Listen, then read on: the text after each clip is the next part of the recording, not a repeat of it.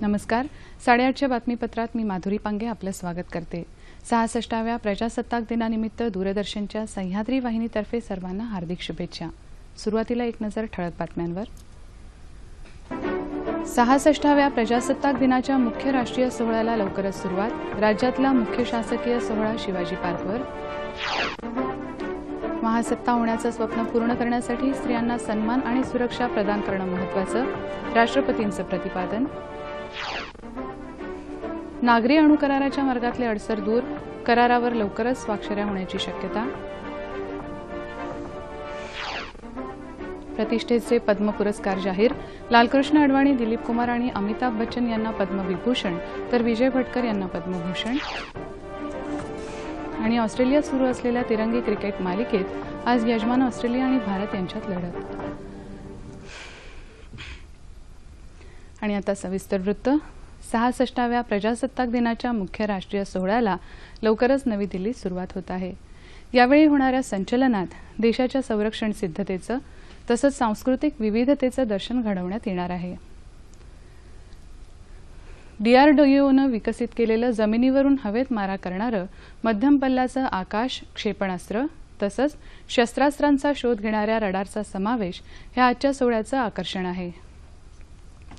विविध राज्यांचे सांस्कृतिक चित्ररथही या सोहळ्यात सहभागी होतील. यावर्षीच्या प्रजासत्ताक दिनाची मुख्य संकल्पना महिला सबलीकरण असल्यानं तिन्ही सैन्य दलातल्या महिला अधिकारी संचलनात सहभागी होणार आहेत. अमेरिकेचे राष्ट्राध्यक्ष बराक ओबामा यावर्षीच्या प्रजासत्ताक दिन सोहळ्याचे प्रमुख पाहुणे आहेत. अमेरिकेचे राष्ट्राध्यक्ष प्रजासत्ताक दिन सोहळ्याला प्रमुख पाहुणे म्हणून हजर राहण्याची ही पहिलीच वेळ आहे. राज्यातला प्रजासत्ताक दिनाचा मुख्य शासकीय सोहळा मुंबईतल्या शिवाजी पार्क इथं होत आहे. सक्षम कायद्यांसाठी पारदर्शक चर्चा घडवून आणणं हेच संसदेचं काम आहे.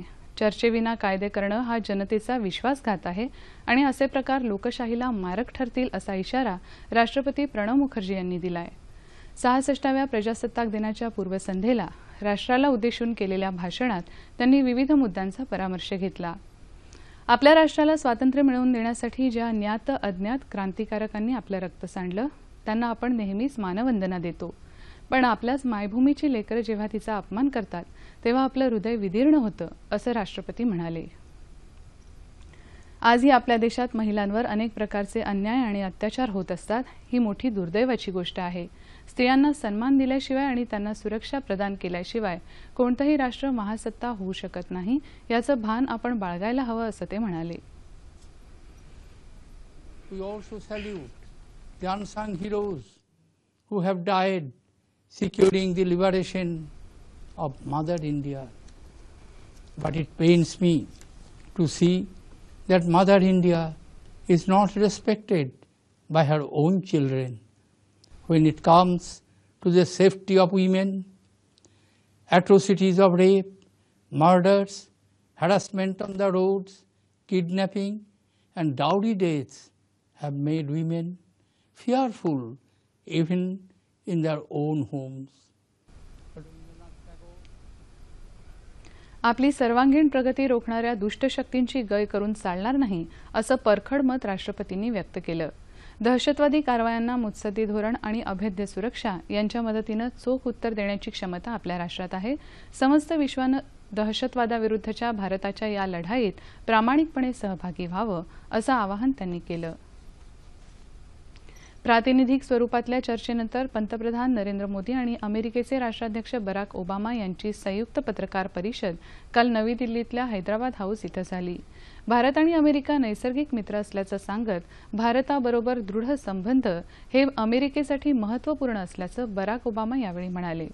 भारत आणि अमेरिका संबंधांना नव्या उंचीवर नेण्याची गरज असल्याचंही ओबामा यांनी सांगितलं. स्वच्छ ऊर्जेसाठी सौर ऊर्जेचा वापर करण्यावर शिक्कामोर्तब झाल्याचं ओबामा म्हणाले.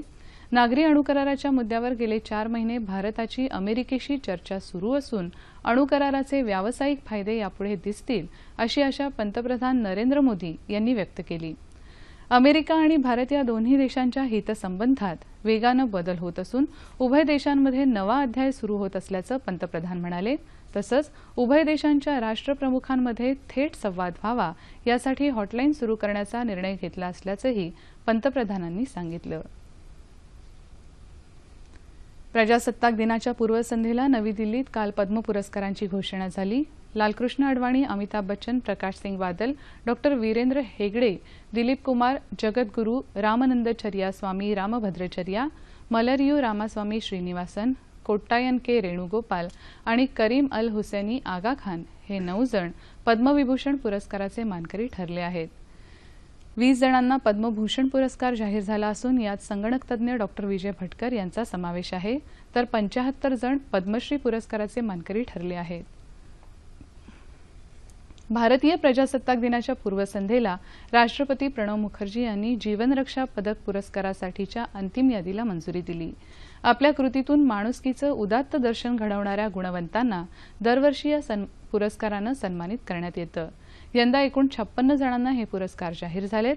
सर्वोत्तम जीवनरक्षा पदक, उत्तम जीवनरक्षा पदक आणि जीवनरक्षा पदक अशा 3 प्रकारांमध्ये हे पुरस्कार दिले जातात.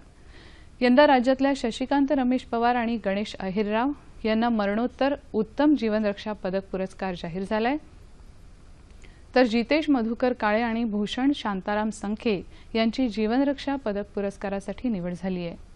पदक, गृहमंत्र्यांची स्वाक्षरी असलेलं प्रमाणपत्र आणि ठराविक रकमेचा डिमांड ड्राफ्ट असं या पुरस्काराचं स्वरूप असून ते लवकरच सर्व संबंधित राज्यांकडून प्रदान केले जातील. राज्यात दुष्काळाची स्थिती निर्माण होऊ नये याकरता मुख्यमंत्री देवेंद्र फडणवीस यांनी जलयुक्त शिवार हे अभियान सुरू केलंय. हा कार्यक्रम प्रभावीपणे राबवला तर येत्या काही वर्षात राज्याला दुष्काळाचा सामना करावा लागणार नाही, असं मत उस्मानाबाद जिल्ह्याचे पालकमंत्री डॉक्टर दीपक सावंत यांनी व्यक्त केलं. उस्मानाबाद इथल्या पाडोली इथं हमारा पानी हमारा जीवन अभियान या कार्यशाळेचं काल आयोजन करण्यात आलं, त्यावेळी ते बोलत होते. राज्यातला दुष्काळ हटवण्यासाठी राज्य सरकार कटिबद्ध असल्याचं त्यांनी यावेळी सांगितलं. प्रचंड मेहनत आणि कष्टाला जिद्दीची जोड असेल तर काहीही अशक्य नाही हे दाखवून दिले वाशिम जिल्ह्यातल्या सुखदेव नानोटे या शेतकऱ्यानं.